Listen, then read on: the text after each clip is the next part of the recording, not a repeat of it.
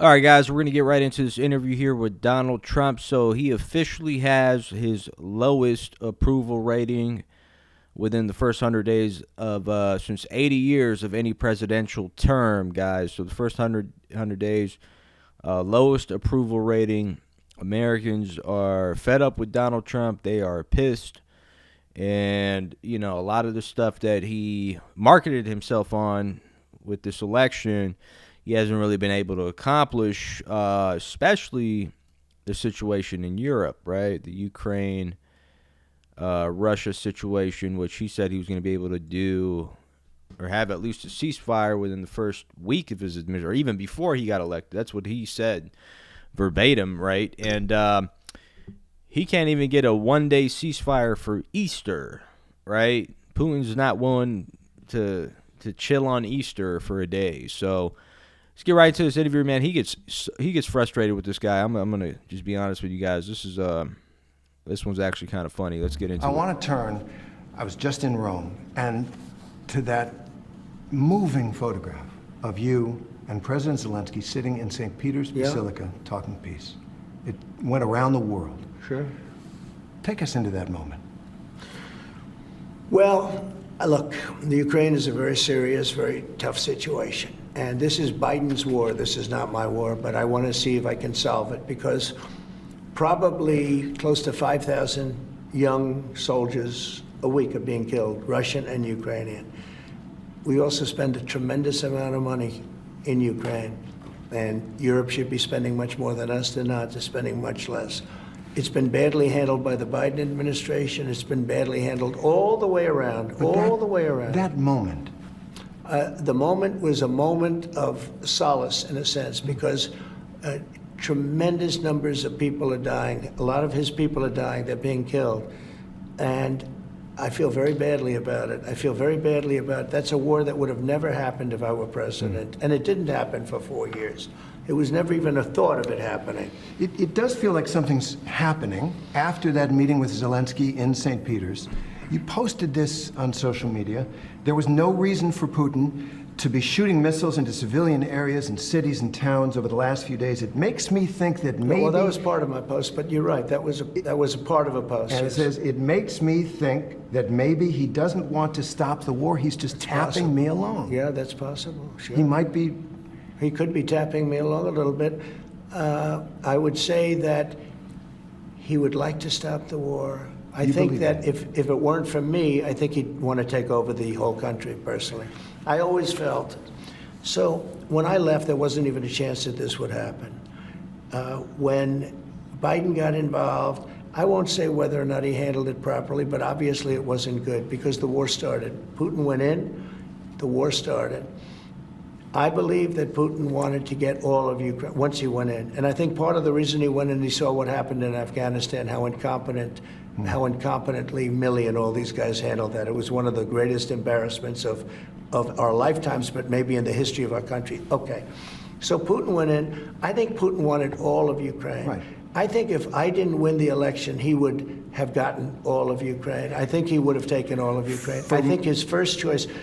Never with me, he would have never gone in. With this group of losers, he went in, he saw what happened in Afghanistan. He said, wow, this is my chance. Because it was always the apple of his eye. I talked to him. Ukraine was the apple of his eye. I think he wanted the whole country. You've said for months... And because of me, I do believe that he's willing to stop the fighting. Don't forget... You think he wants peace? You think Vladimir Putin wants peace? I think he does, yes. I think he does. I think because even with the raining missiles I think he really, his dream was to take over the whole country. I think because of me, he's not going to do that.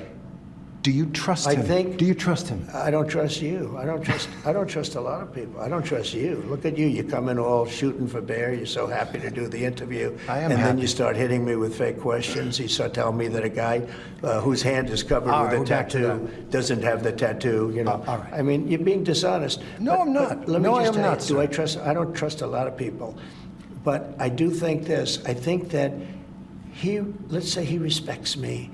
And I believe because of me, he's not going to take over the whole. But his decision, his choice would be to take over all of Ukraine. It's a war that never should have happened. It did happen because of incompetent people. Last question on this. But it never should have happened. If there's no peace deal, will the U.S. cut off military aid to Ukraine? I don't want to tell you that. I'm not going to tell you whether or not I would or not. I want to leave that as a big fat secret because I don't want to ruin a negotiation. But I'd be worried I will if I tell were you, I was Ukrainian. not happy when I saw Putin shooting missiles into a few towns and cities, and that was not something that I like seeing, and I thought it was inappropriate.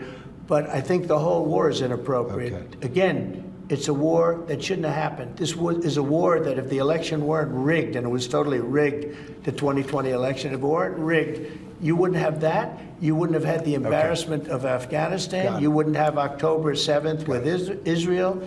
You wouldn't have had any of the problems that you have right now. I want to ask one and question. you wouldn't have had inflation either. All right. I want to ask one question about Defense Secretary Pete Hegseth. There's a lot of turmoil at the Pentagon right now. There's the signal chat with his wife on it where he's discussing that attack in Yemen. There's another signal chat discussing the attack on Yemen. There's a reporter accidentally involved. You said the other day that you had a talk with the secretary. Did you take him to the woodshed? I had a talk with him, and whatever I said, I probably wouldn't be inclined to tell you. But we had a good talk. He's a talented guy. He's young. He's smart, highly educated. And I think he's going to be a very good hopefully a great defense secretary, but he'll be a very good defense secretary. You have maybe 100% confidence in I Pete don't have Hegseth? 100% confidence in anything. Okay? Anything. Do I have 100%? It's a stupid question. Look, It's a pretty important position. no. You don't have 100%. Only a liar would say I have 100% confidence. I don't have 100% confidence that we're going to finish this interview. We will. Let's go. All right, yeah, man. You know, Putin is playing Trump like a fiddle, guys. You know, it's quite apparent, and Trump is very frustrated. You could tell from his last few interviews, and anytime he talks about the situation, he's very frustrated because it's not as easy as he thought it was going to be, or how he, projected it to be, or what he told his voters. Because now the voters are pissed because he didn't end that war. It looks like he's obviously not going to be able to end the war in Israel. They're actually trying to expand that war into a regional situation, with Iran, all these other players. The tariff war, China's not backing down, and everything that he said so far, it looks like it's coming to crash down. He's going to have to make amends, and possibly, at the detriment of the United States, right? So, and again, guys, he did get this. This was inherited to him. The Biden administration was real.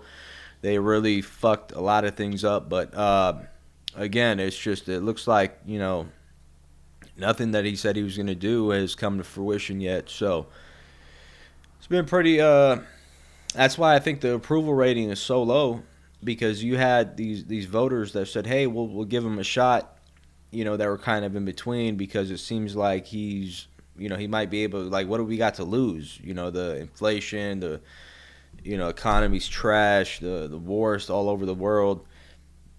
So they're like, let's give this guy a chance. And Putin doesn't respect Trump, guys. The ties between the U.S. and Russia have been so devastated over the years that he has such a close bond and relationship with China and all these other regions that there's no way of amending that relationship. It's impossible, right? And even if he did, like, what he's gonna deal with Trump for just 4 years. Trump's only there for 4 years. It's not going to be a permanent solution. We can have another administration just come in that are similar to the Biden administration and just fuck everything up, or have the same attitude towards Russia as they did. So, Putin's looking for a long-term solution that's full annexation of Ukraine and possibly other European territories, guys. Anyways, let me know what you guys think in the comment sections down below. Like, comment, and subscribe. Peace.